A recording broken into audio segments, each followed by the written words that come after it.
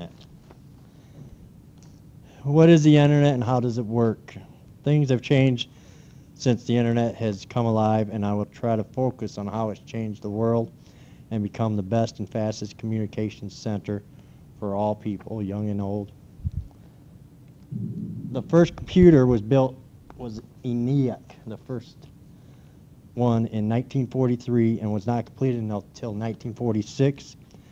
It was called the Electronical Numerical Integrator and Calculator. It spanned over 1,800 square feet with 18,000 vacuum tubes weighing almost 50 tons.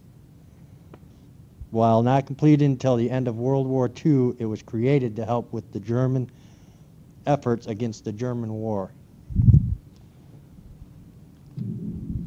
The Internet started in the 60s after the Russians launched into space satellite called Sputnik. We all know what that is.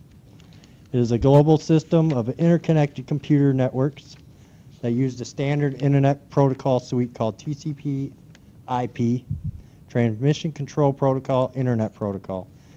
It was developed by Vinton Gray Cerf, another founder of the Internet. The first man to propose a global network was J.C. Licklider of MIT. He was head of DARPA, which is the Defense Advanced Research Projects Agency for the government, in late 1962. And with the help of Leonard Kleinrock of MIT, who developed packet switching, a technology that splits data into manageable small pieces which reduces it from transmission errors, they could form the basis of Internet connections. A mouse, that was DARPA. There's the mouse. A mouse was introduced in 1968 to computers, which helped with performing various operations on computer screens. As you can tell, that's the wheel they used back then in a wood box. I mean, that was kind of weird to see that. The first connection was done by Lawrence Roberts of MIT when he connected a Massachusetts computer with a California computer in 1965 over a dial-up telephone line. The first packets to be sent in '69 crashed when they reached the G in login. The Internet, known as ARPANET, was designed to provide a communications network that would even work if there was a nuclear attack. Routers would direct traffic via alternate routes. Early use was done by only computer experts, engineers, scientists, and librarians. It was a very complex system at the time. In 1972, with ARPANET, email was adopted and the @ symbol was used to link a username and address. The Telnet protocol for enabling, that's the Internet connection, where you have your router, your modem, hub, ISP, goes all over the world. The Telnet protocol for enabling logging onto a remote computer was also published in late '72. The FTP protocol, which enables file transfers between Internet sites, was published in 1973. The '70s is when the Internet really matured in every way. It became the topic of the world as it developed more and more. Ethernet, which was done by cable and created a connection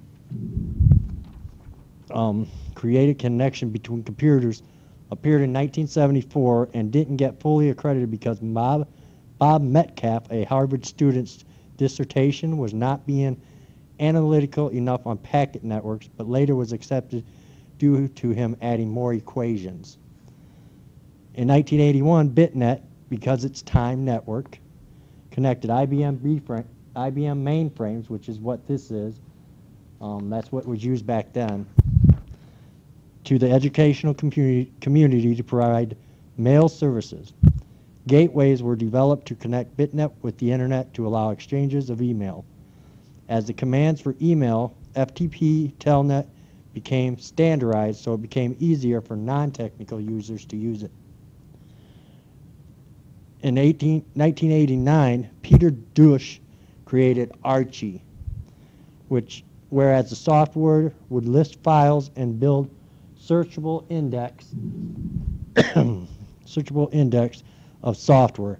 Unix, which was invented by Bell Labs, was used and needed some knowledge of the program to use its full capabilities. In 1991, the first really friendly interface to the internet was developed at the University of Montana. They wanted a simple menu system, and this is the Telnet, Usenet, FTP, HTTP, all the protocols. They would use a simple menu system to access files and information on campus through their local network. They wrote a debate on client-server architecture, which they won to demonstrate a prototype, which was called a gopher. Within a few years, there were over 10,000 gophers around the world. In '89, when Tim Berners-Lee and others wanted to make the nets easier to use, so they proposed a new protocol for information distribution. It became the World Wide Web. In 1991, it was based on hypertext, a system of embedding links in text to links in other texts. They are referenced with URIs, Uniform Resource Identifiers. It also allows providers to locate web addresses, servers, and other databases that are not stored and access them by using Hypertext Transfer Protocol, HTTPs, which is the primary carrier protocol of the web. The development of graphical browser called Mosaic in 1993 gave it its big boost it needed. Later, there was Netscape Corp, which was the most successful browser until Microsoft developed Internet Explorer. The Internet was funded by the government, and it was limited to research, educational, and government uses until the early 90s, when independent commercial networks began to grow. Delphi was the first one of online service to offer access to its subscribers. It opened up email in 1972 and full access in November of '92. Microsoft moved in the top spot with full browser, servers, and internet with the release of Windows 98. The internet has grown enormously since then, and it has become the most used service in the United States and is growing faster and better year by year.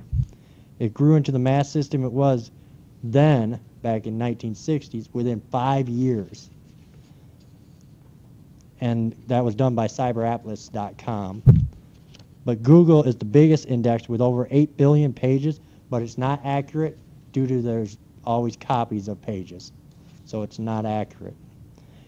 Internet services can include www, email, file transfers, instant messaging, chat rooms, images, information about anything and anyone in the world.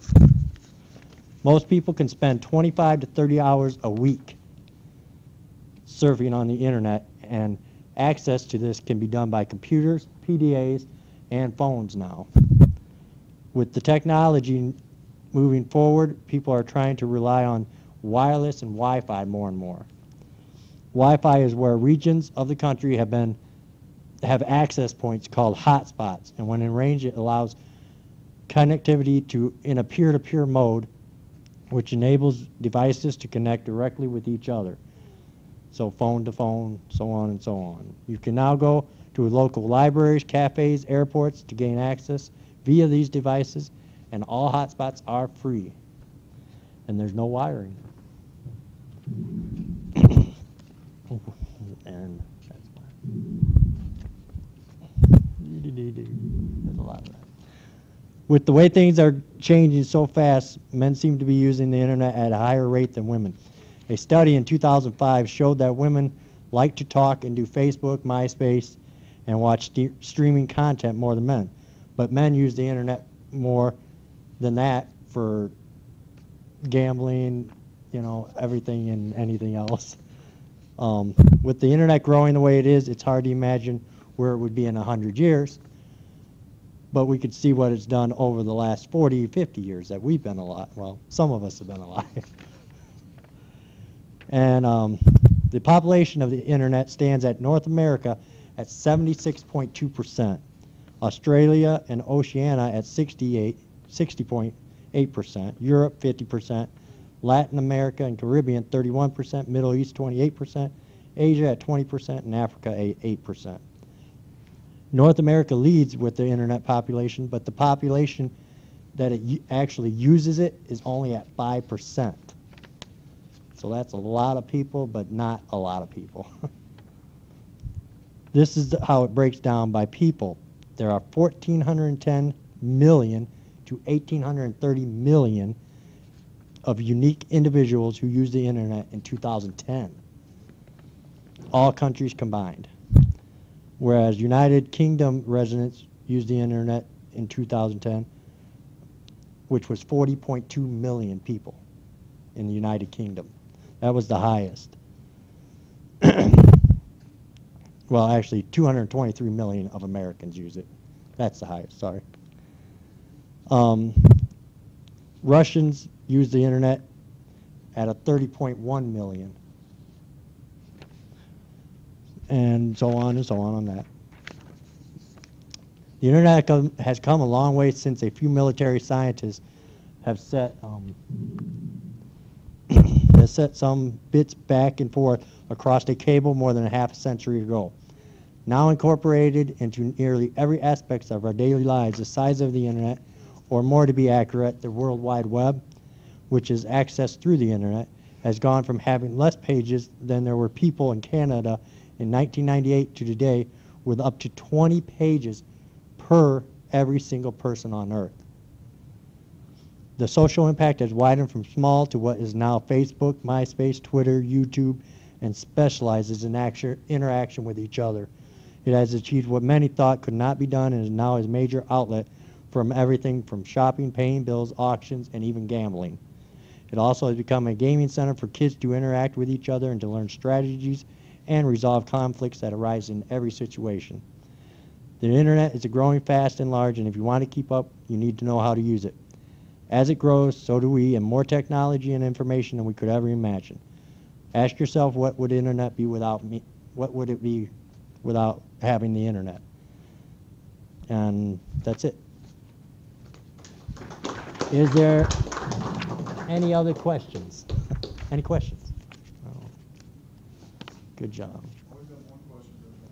Yeah, figures. What was your favorite part of your research? What was the most interesting part of researching about the internet? Anything you didn't know, or was kind of interesting? Seeing the old stuff, how it was made, and like that mouse, Right. that was wild. Yeah. That it was made like that and just had a wheel in there. And Now, make note of that. If you go, most of you probably seen it, but we have that little computer museum on the second floor. If you ever get a chance to look at it, as you walk up the stairs, there's a big glass wall, and behind the glass is a whole bunch of wooden cases of tons of old stuff like that. Oh. Like the first hard drive is like this big, and the disk on it like that big. And so if you're interested, you probably like that. yeah. Good presentation. Let's give him a hand. Good job. Thank you.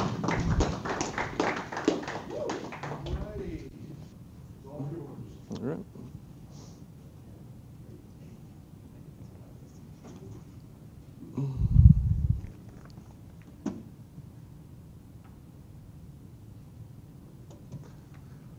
Okay.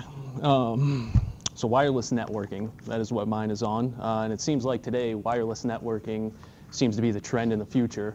As far as mobile devices, you know, with the iPad, the iPhones, smartphones, Blackberries, everything that's coming out nowadays.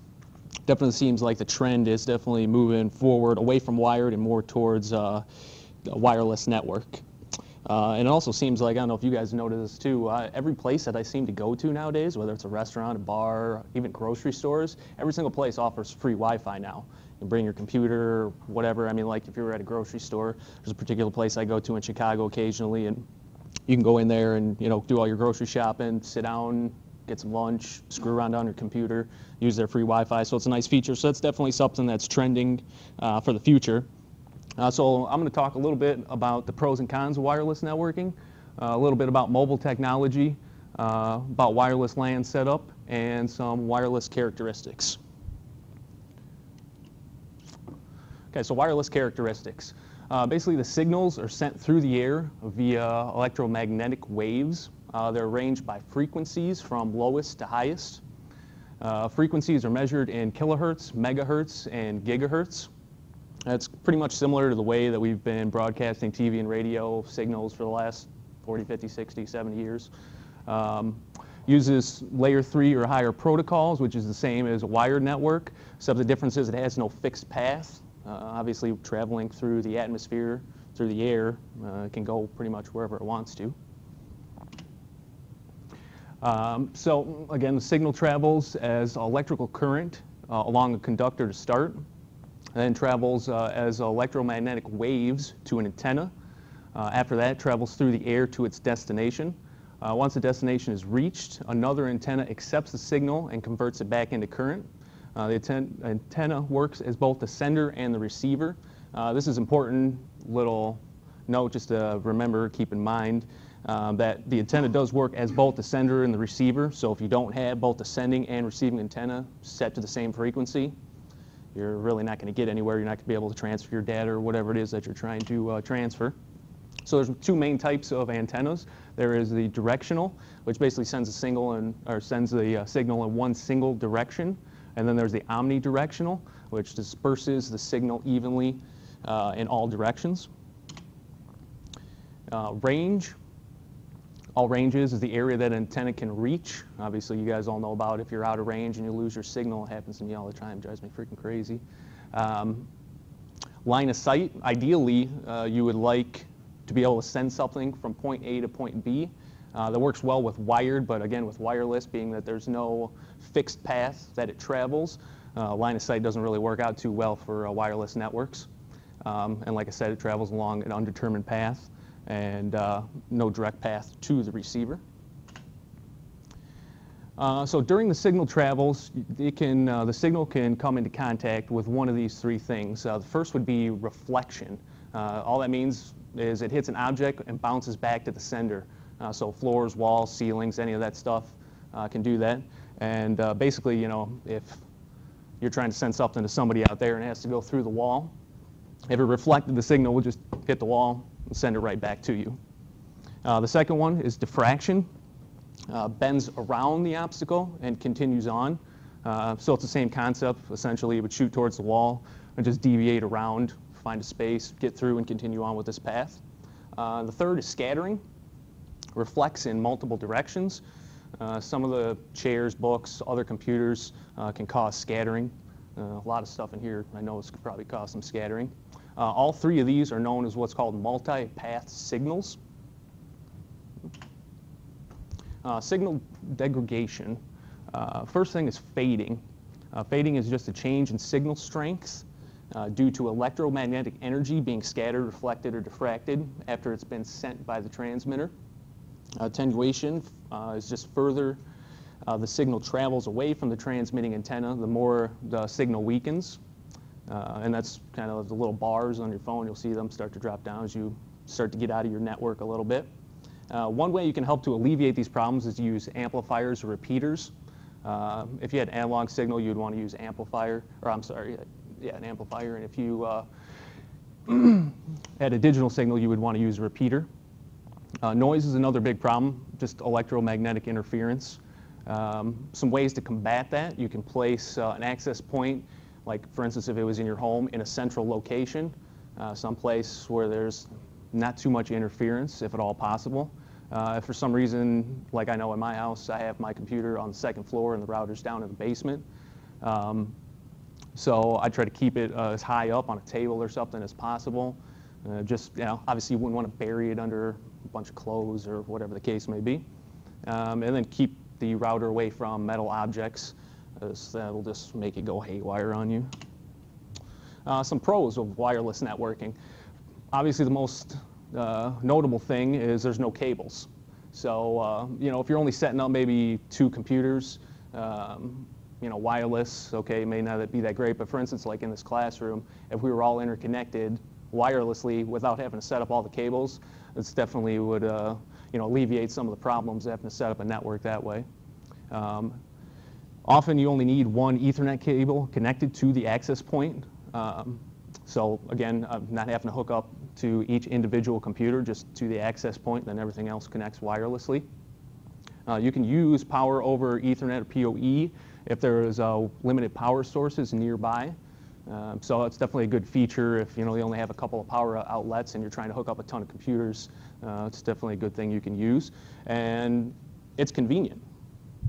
A few of the cons: it's subject to a lot of interference. Like I talked about earlier with reflection, diffraction, and scattering, electromagnetic interference, noise, a bunch of different kinds as I covered earlier. The next big thing though is security. With wireless networks, it's been getting a lot better. It started with a WEP, it's worked its way up now to WPA2. But probably the biggest thing with wireless networks is the bandwidth. I know there's always problems with bandwidth. I mean, I know even here at Rock Valley College, I have a lot of issues sometimes. Just opening up Eagle seems like it takes 10 minutes. And more people that are on the network, there's less available bandwidth. So if you only have, say, 200 megabytes per second that you can transfer, and you have 30 people accessing it at the same time, it's got to try to even out that bandwidth equally to everyone, meaning you're not getting the full capacity of the bandwidth. But another thing is one person can't hog the majority of the bandwidth if you're doing large file transfers or something else. For instance, if I'm doing a large file transfer, I could be eating up 3/4 of the bandwidth, and everyone else has to use the rest of what's left, which obviously sucks for those people because it's definitely going to be moving very slow. So mobile wireless. The receiver can be located anywhere within range of the transmitter. Big with cell phones, mobile devices, like I mentioned, the iPads, all that kind of good stuff that they're coming out here. Wireless LAN structure. So there's mainly two types. There's centralized, which is in a centralized architecture, the access points have minimal or no intelligence and are instead connected to a wireless LAN controller that controls the access point and is associated with client traffic.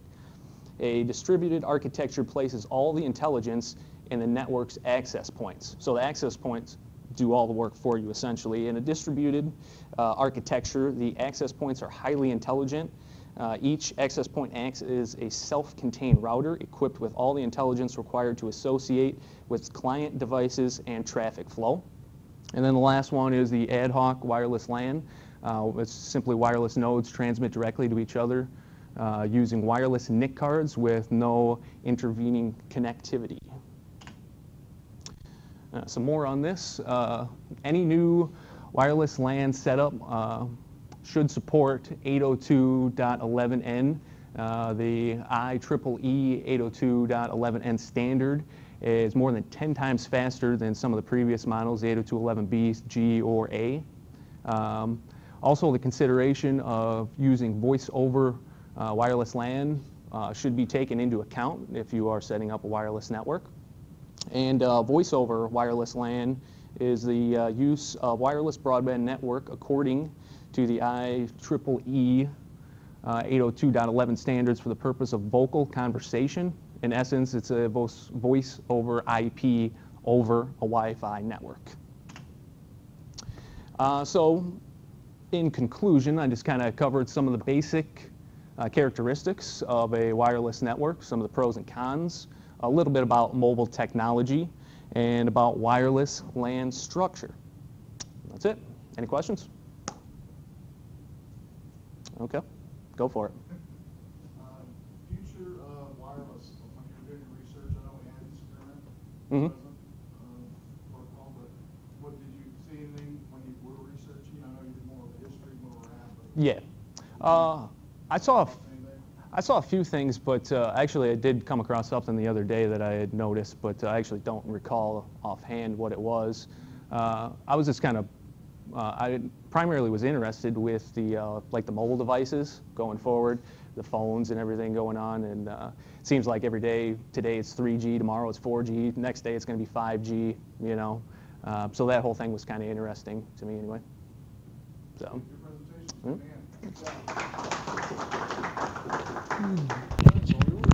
All right, let's see if Carl's our attention. Good. All right. Scary perspective here. Well, my name is Carlos Castano. And I'll try to be as clear as I can. I have an accent, so some of these words in my presentation are pretty hard to pronounce. Anyway, I chose fiber optics because, well, the first thing when I saw them light up like this, I thought, well, they're pretty, right? And they're good for decorations and all that stuff. But they're also used for data transmission, basically over the internet, especially the backbone, where there's more flow of traffic. Well,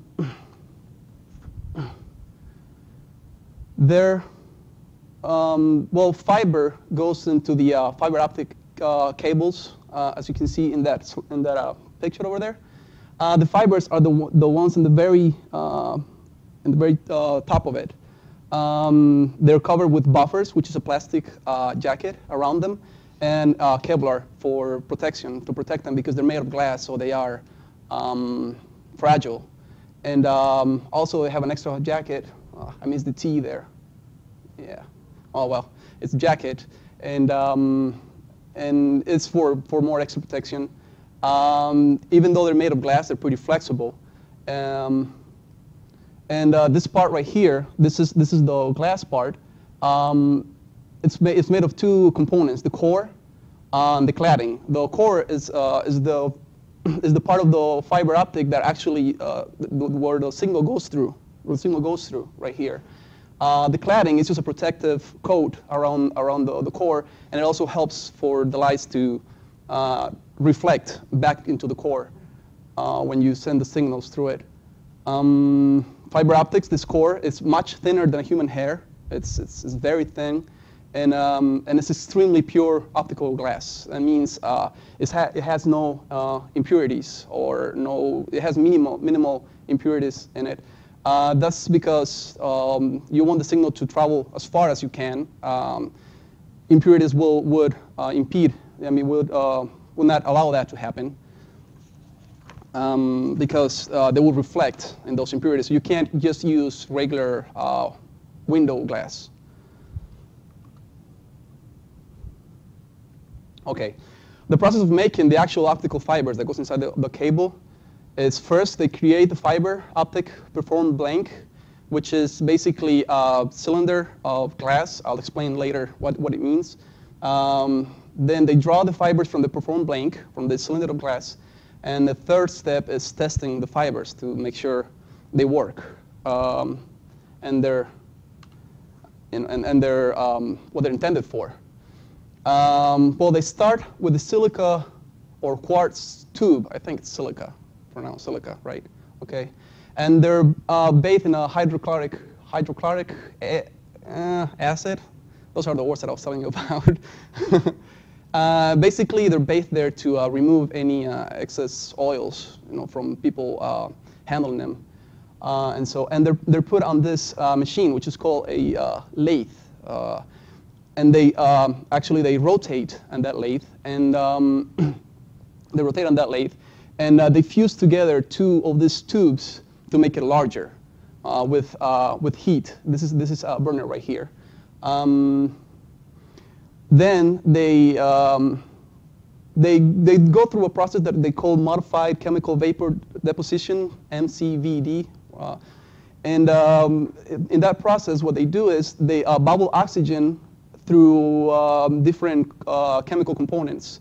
But the two most important of them are germanium chloride and silicon chloride. Okay, and this is what it looks like. The gas deposition system works like this. This is the lathe right here, and that's the silica tube. What they do is they have these different chemicals. One is the two most important are the silicon, like I said, and the germanium chloride.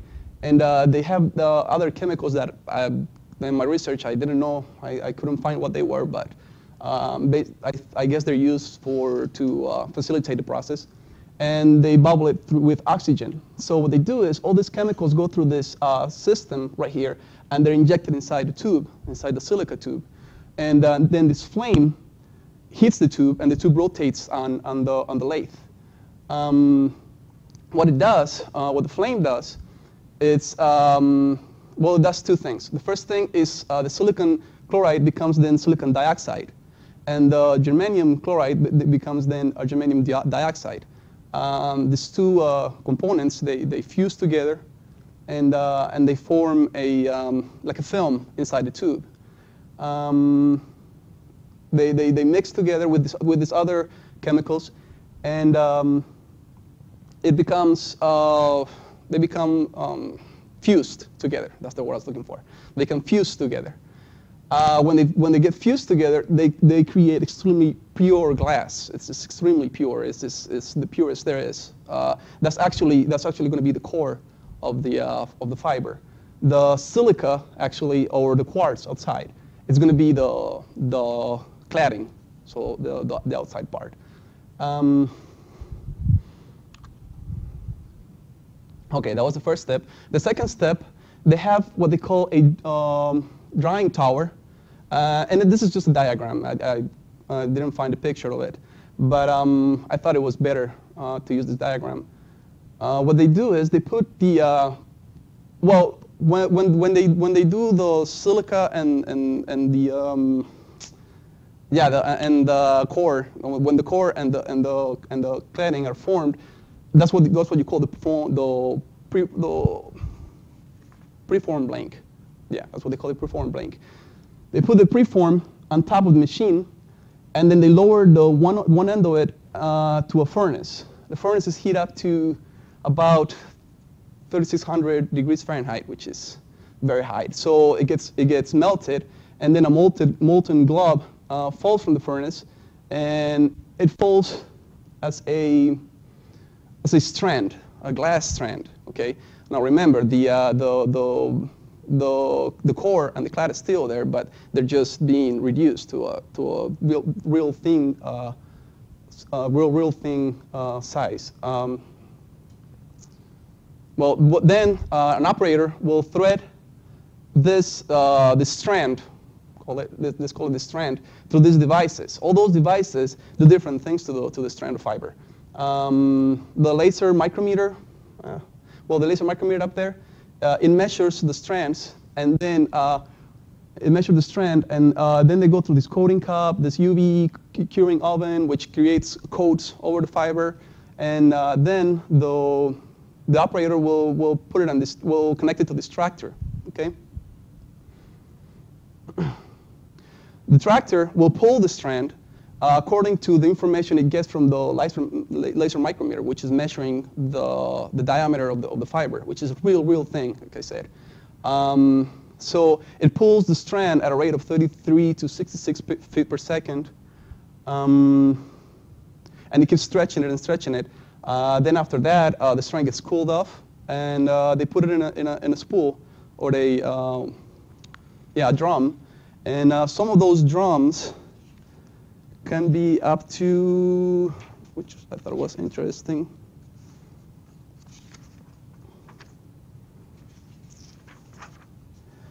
Can be up to, up to 1.4 miles long. So that's a lot of fiber optic.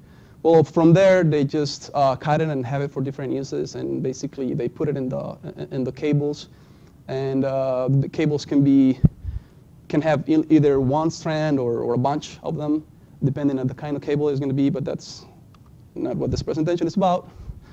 Then the third step is testing the fibers. They test for tensile strength. That means how strong it is when you pull it. Refractive index profile. That's actually testing how pure it is.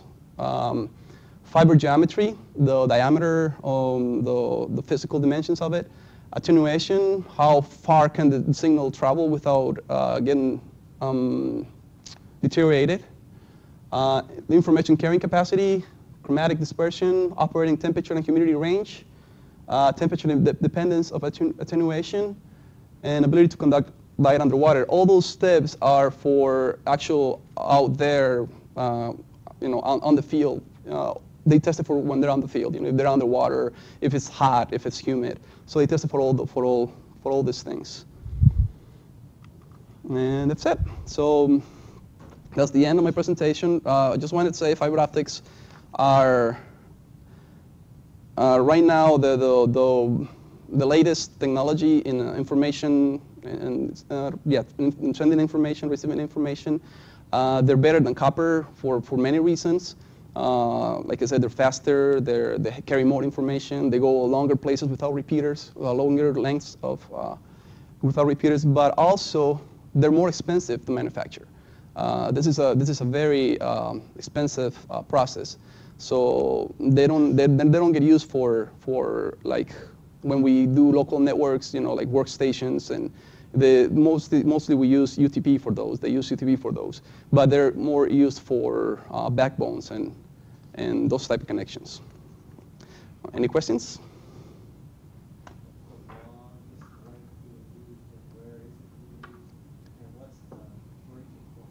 You got me there. I don't know that. I did not research that. Yes. Did it show up anywhere where it's being manufactured? Yeah, there's a couple companies, but I can't remember the name of them. But they only do this kind of stuff. They only do fiber optics, and I think Coring is one of them, something like that. But I don't. My question, I guess, piggyback on his was, are they located in the States? Yes. Some of them are located in the States. Some of them are not. Some of them are in Japan. Yeah, and Germany. Yeah. Good question. Here's the presentation. Let's get made. It's all yours. All right. All right, so I got malicious code.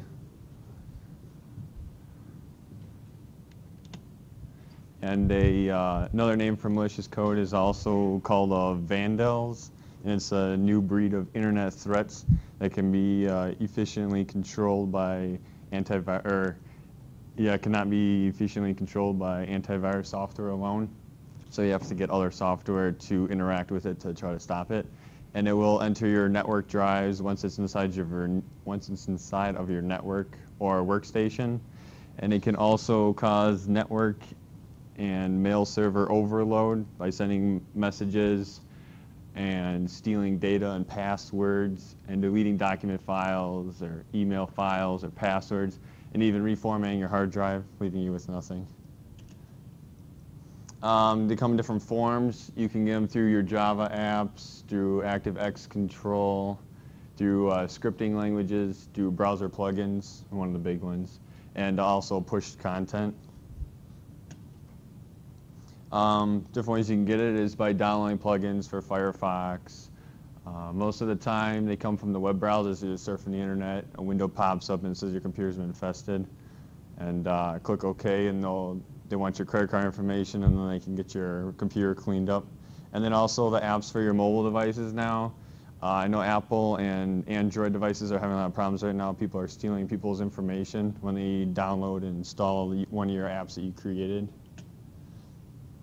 Symptoms, your computer will become sluggish, or your handheld device. You'll get a lot of network activity, or your files could be missing. The antivirus or anti-malware programs may not open. If you try to open them to try to remove the malware that's on your computer or the malicious code. Easiest way is to isolate the network or computer as soon as possible once it's been infested. And then some people recommend cloning the drive. That way, if you go through and mess something else up, you can recover the data, whatever's left on the drive. And then also, it's a good idea to backtrace your steps to see where it came from to begin with, so you can prevent it in the future from happening again. And also, you can find evidence usually from logs or modified files. And you can also see when people are accessing the network and see who was on at that time when that problem occurred. Different types of cleaning software, network software. You can install right to your network. There's a program called eSafe, and it stops the malicious code from when it first enters into the network to prevent any network loss. And then also for like the home users, there's a few other programs. You have SpyBot, Hijack This, and Malwarebytes. Most important thing is to always back up your computer on a regular basis and keep your programs up to date with the security updates and all that good stuff. And You want to take the computer offline or the client offline as soon as possible once you get infested, so it doesn't affect anybody else's computer. Like you got the laptop that also has air on it. Look through the log files as well on a regular basis to make sure that there's nothing that looks suspicious going on, because it might not right away attack your whole system. It could take time. Ways to prevent it, or if it hasn't happened yet, ways to prevent yourself from getting into it. But most people end up getting it sometime over the lifetime of their computer or from the network. And you want to implement an intrusion detection system. And that kind of a system will let you know as soon as there's a problem or a hiccup on your network, so you'll be able to stop it right away before it gets too bad. There's integrated checkers that you can use, which are pretty helpful. There's one called Tripwire, which is a huge company now. They'll help you out. And then AIDE, A-I-D-E. It's a file and directory checker. Checks all the time. You can set it to schedule at different times of the day to go through and check everything and make sure everything's okay. And most important thing, again, is to do regular backups, because you don't want to end up like that server where I got hit with a couple years ago. That was one of the floods, and it came through and wiped out a bunch of servers for a small business, and they lost all of their customers and all their employee information. And they say to back up do a full backup, and then also do the particular backups. So you back up the whole computer, and then also just like the user data, and that'll save you hours of hassle later on. And before you go back online, once you have a problem, you're going to make sure that your patches are up to date on that client computer, on that network that you took down. And you're going to want to change the administrative passwords on the recovery machines, because usually the malicious code are able to grab those passwords, and then if you put it back online without changing them, they can go back in and then destroy it all over again. And you're going to have multiple monitoring methods active at all times. Conclusion, most of us will be a victim of some type of malware in the near future. And document your findings whenever you have a problem or a hiccup. It'll help you in the long run so you don't have that problem again. And you'll be successful if you follow these steps that I've mentioned, and good luck. And then I have a small video here that just happened, I think it was last month, with a whole bunch of websites got taken over by a malicious code, and they made millions of dollars. They'll talk about millions of dollars off of people's credit cards information.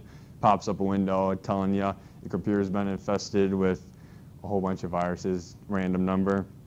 And then a person clicks OK, and they ask you for the credit card information, pay for the program, and you don't get a program or anything. It's just over. So it doesn't ruin your computer. They just take your money. That's the way to do it.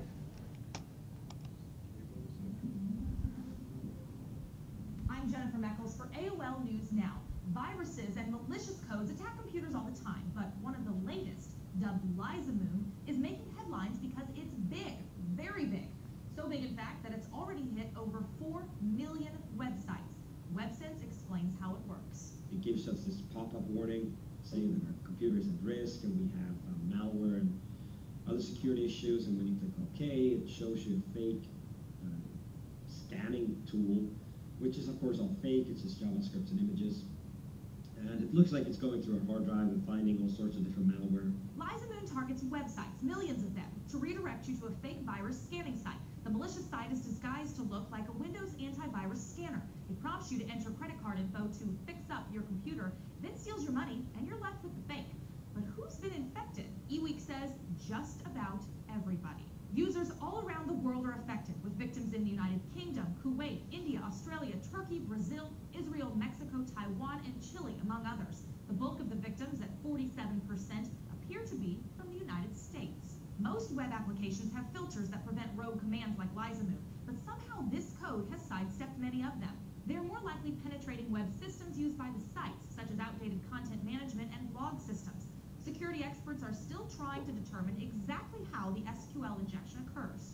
It has been called the most serious attack of its nature to date. BBC interviewed WebSense's senior manager for security research, who calls the attack, quote, worrying. The fact that they've been able to get their malicious code on so many websites around the world. And we know that these tricks they're using to trick people into installing the fake security products, it works. And they make millions and millions of dollars doing this. And that's what they're off the money. It's always about money. And Techland warns, though Mac operating systems are known for being more resilient against attacks, Apple fans could be affected too. There is one benefit for iTunes users. Apple says that it prevents the code from automatically executing, even on affected feeds. But if you've downloaded any podcasts from iTunes lately, you might want to update your antivirus systems, just to be on the safe side. Tech sites all around have said the easiest way to avoid this is to keep your own virus scanners up to date.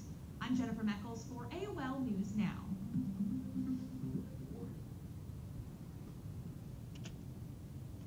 And that's where I got my information, and then I found a clip of a joke here. It says, I hacked into the school's computer and changed all my grades. Then the computer hacked into my computer and deleted all my games.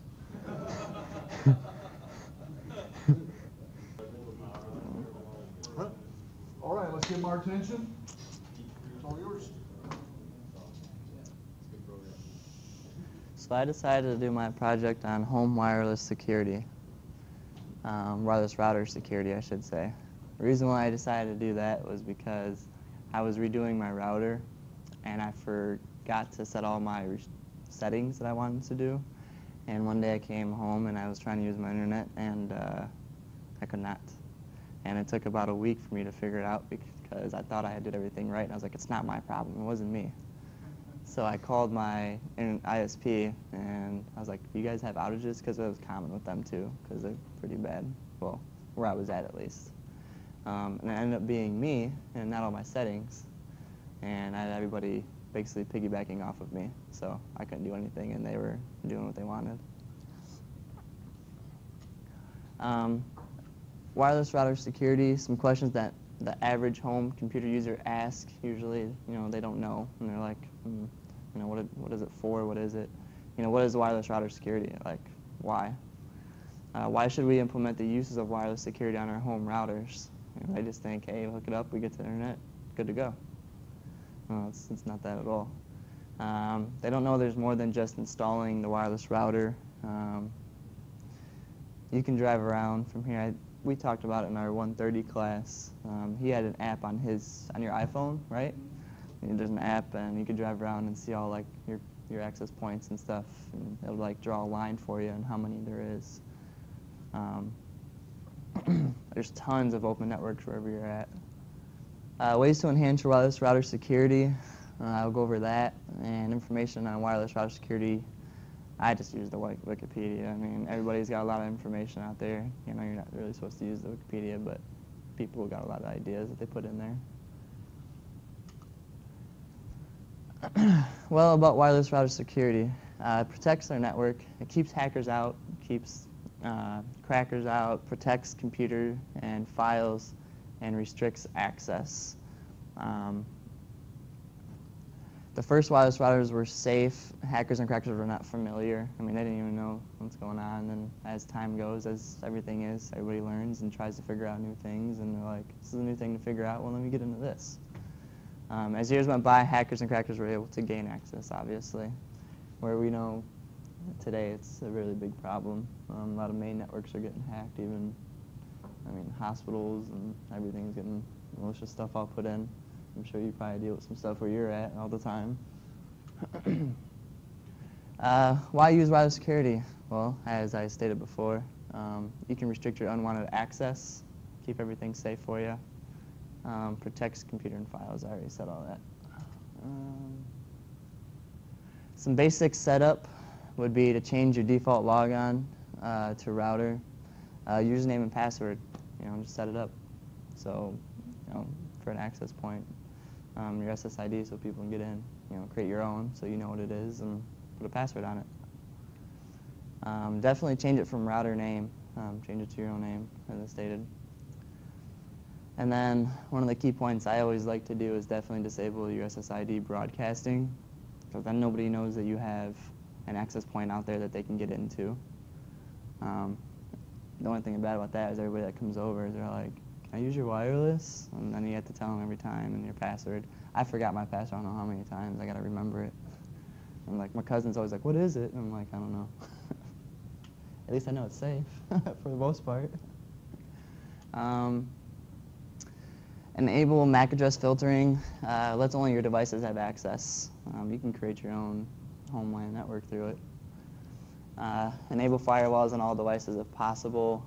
Turn off router if not used for long periods of time. So if you go on vacation or you're not going to be home, turn it off. No reason for it to be on. Use static addressing, private addresses, like I said.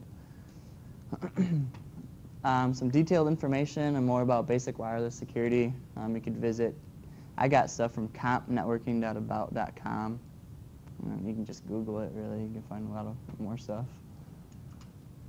Enhance wireless security. Add these encryption features on top of your basic security. You have WEP, which is Wired Equivalent Privacy. WPA, Wi-Fi Protected Access, and then WPA2. It's a second version of WPA. Which, as I believe you stated earlier, it's the best that's out there. But then there's features you can add on to it. First encryption standard uses 128 to 256 key for authentication. It's hexadecimal, base 16 characters, numbers 0 through 9, and A through F. Each character uses 4 bits. Least secure of the 3, but is better than nothing. Can be cracked in minutes, and that would be the WEP, as what I'm referring to, as it stated earlier. The Wi-Fi, the WPA, it's better than WEP. Software / firmware upgrade from WEP. Uses pre-shared shared key, which uses an 863 character passphrase. Uses TCAP, temporal key, integrating protocol. Uses per packet key mixing with a rekey system. Extensible authentication protocol. Uses central authentication server. This is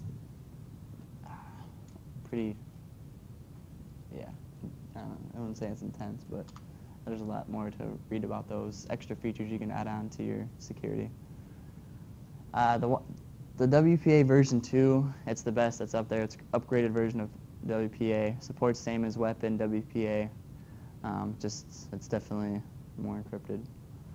Includes AES-CCMP algorithm as a mandatory feature, which is it's a strong cipher, counter mode, difficult for eavesdroppers to spot patterns.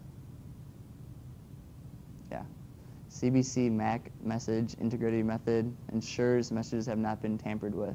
For best results or for have the best encryption is to set your WPA2 with PSK or AES or CCMP, which I don't know, a lot of routers I always deal with usually have the AES or TCAP.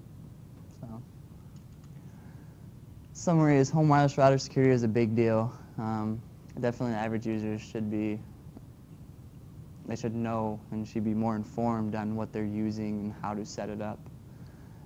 Definitely would cause less problems these days. The best thing is purchasing a router, don't forget to set up the security when you purchase one. A lot of people always have Geek Squad do it. It's a ripoff. Can use basic to advanced security. Always set up wireless router security. Any questions?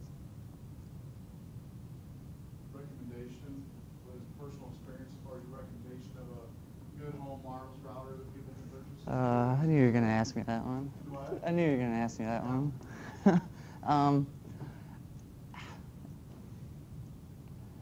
I don't know, me preferably. A lot of people don't like D-Links, but I like D-Link. And I also like the Cisco. I think Apple has a pretty good one out there too.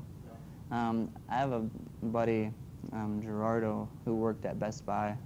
He actually works with me now where I'm at, and he has an Apple, and he keeps trying to sell me on it. He's like, go buy it, it's like so good, but I don't know too much about it, and so I don't know. And then I think Linksys is pretty good. It's decent.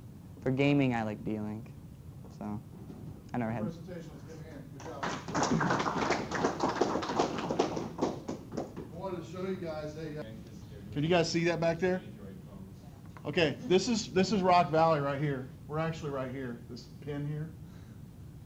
This is all the access points that are open between here and Riverside and Alpine area. These little pins represent open access points, meaning no security whatsoever attached to these systems. This was actually ran a month ago, around a month ago. Over 200